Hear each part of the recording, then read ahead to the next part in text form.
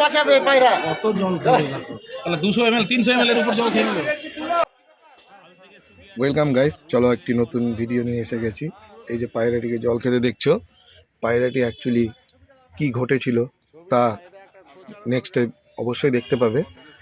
এই পায়রাটিকে বাঁচিয়েছিল মাতৃমঙ্গল নার্সিংহোমের একজন দাদা, তার নাম হচ্ছে আনোয়ার দা বলে সবাই তাকে ডেকে থাকে। ফার্স্ট এড করে দিচ্ছে আমাদের নার্সিংহোমের একজন কর্মচারী। এবং এই পায়রাটির সাথে কি ঘটেছিল ঠিক আমরা দেখিয়ে দেব। তোমরা এখানে ভিডিওটির মধ্যে জুড়ে থাকো। এইরকমভাবে যদি আমরা মানুষ হয়ে মানুষকে বাঁচাতে পারি তো আমাদের জন্য সেটা গর্বের বিষয় হবে। মানুষে হানাহানি কাটাকাটি সব বন্ধ হোক। দেখুন, এই যে পায়রাটিকে জল খাওয়ানোর পর এবং তার ট্রিটমেন্ট করার পর তাকে সর্ষে দানা এবং কিছু ডাল মিশিয়ে খাওয়ানো হচ্ছে, যাতে করে সে আবার সুস্থ হয়ে থাকে।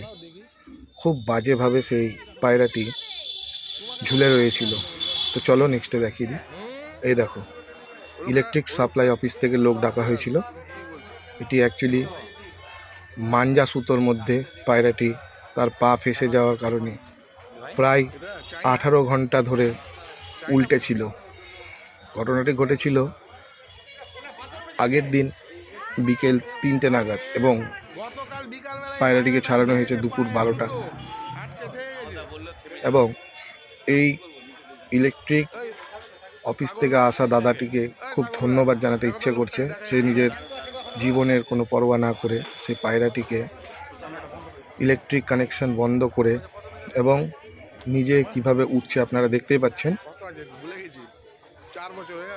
তো কোনো রকম সেফটি বেল্ট ছাড়াই তার যা ট্যালেন্ট, সত্যি দেখে তা অনেক লোকেই অবাক হয়ে তাকিয়েছিল।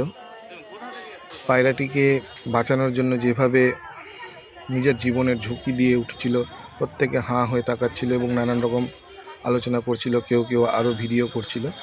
এটি ঘটেছিল 320 মোড়ে অবস্থিত মাতৃমঙ্গল নার্সিংহোমের সামনে থাকা 11,000 ভোল্ট তারের মধ্যে।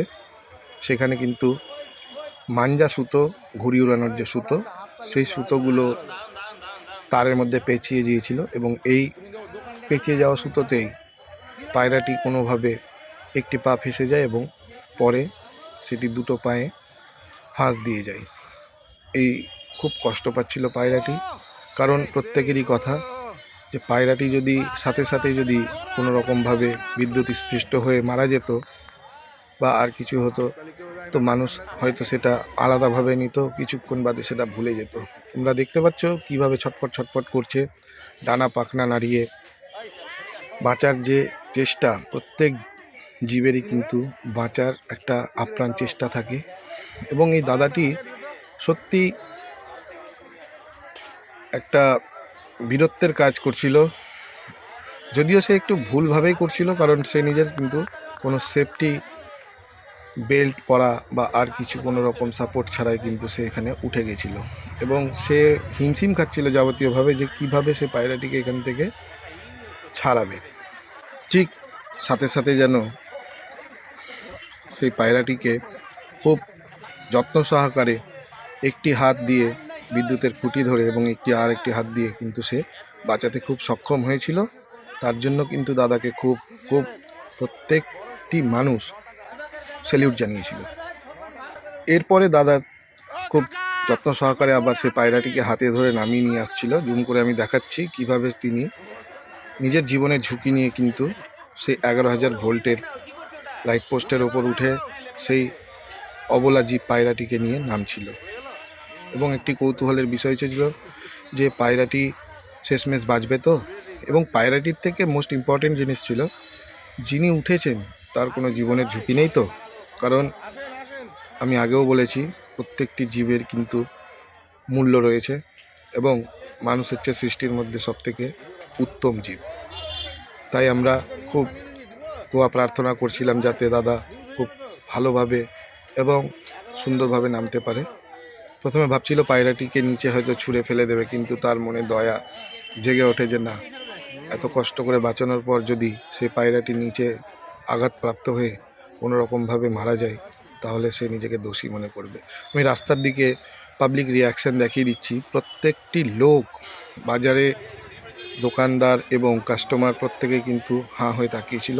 তো দাদা খুব সুন্দরভাবে উপর থেকে নামছিল এবং আমাদের শহরের মধ্যে দেখাই যায় প্রত্যেকটা জায়গাতে প্রায় তারের জঞ্জাল বেঁধেই থাকে, সেখানে কিন্তু ওঠা এবং নামাটা খুব একটা রিস্কের ব্যাপারই হয়ে থাকে। প্রত্যেকটি লোক কামনা করছিল যে দাদা যাতে আবার কিছু না হয়ে যায়, কোনো অঘটন দুর্ঘটনা না ঘটে যায়। তো আমরা দেখিয়ে দিচ্ছি 320 নম্বর বাজারে অবস্থিত সেই পায়রাটিকে উদ্ধার করার ঘটনাটি। এবার দাদা আস্তে আস্তে সেই লাঠিটি দিয়ে দিল এবং নিজে কিন্তু জীবনের বাজি হাতে রেখেই সেই পায়রাটিকে কিন্তু নিচে নামিয়ে নিয়ে আসছিল। প্রত্যেকটি লোক সুন্দরভাবে সেই পায়রার দিকে তাকিয়েছিল এবং মানুষটির কোনো ক্ষতি না হয় সেই দিকে তাকিয়েছিল। এখানকার প্রত্যেকটি মানুষই কিন্তু খুব ভালো এবং হেল্পফুল। এই হচ্ছে আমাদের আনোয়ারদা, ব্রাউন কালার জ্যাকেট পরে রয়েছেন। তিনি কিন্তু খুব উদার মনের ব্যক্তি। যারা চেনেন তারা সবাই জানেন যে কোনো রকম ট্রিটমেন্ট, যে কোনো রকম হেল্প, যে কোনো রকম সুবিধা তিনি কিন্তু নির্দ্বিধায় মানুষকে হেল্প করে থাকেন। বিপদে আপদে সবসময় থাকেন আনোয়ারদা। তো এই দাদা, এই ভদ্রলোক, যিনি কিন্তু এই পায়রাটিকে উপর থেকে নামিয়েছিলেন এবং তারা দেখতেই পাচ্ছেন যে এই কী অবস্থা, এই মাঞ্জা সুতোটা কিভাবে পায়রার পায়ে আটকে গিয়েছিল, যেটা পায়রার মতো একটি সুন্দর পাখি যে সব সময় এবং সর্বোচ্চ হাইটের উপরে উড়ে, সেই পায়রাটির অবস্থা আজকে এই 11,000 ভোল্টের তারের মধ্যে আটকে গেছিল। তো আমরা প্রত্যেকটি ভাই বন্ধুগণ আমরা চাইবো যে এই দাদার আপ্রাণ চেষ্টায় যে পায়রাটিকে জীবন রক্ষা করতে পারা সম্ভব হয়েছে এবং যে দাদাটি তার জীবনের বাজি রেখে উপরে উঠে পায়রাটিকে নামিয়েছিল, তার জন্য তো অবশ্যই একটি কমেন্টে কিছু বলে যাবেন এই আশা করছি। Thank you so much.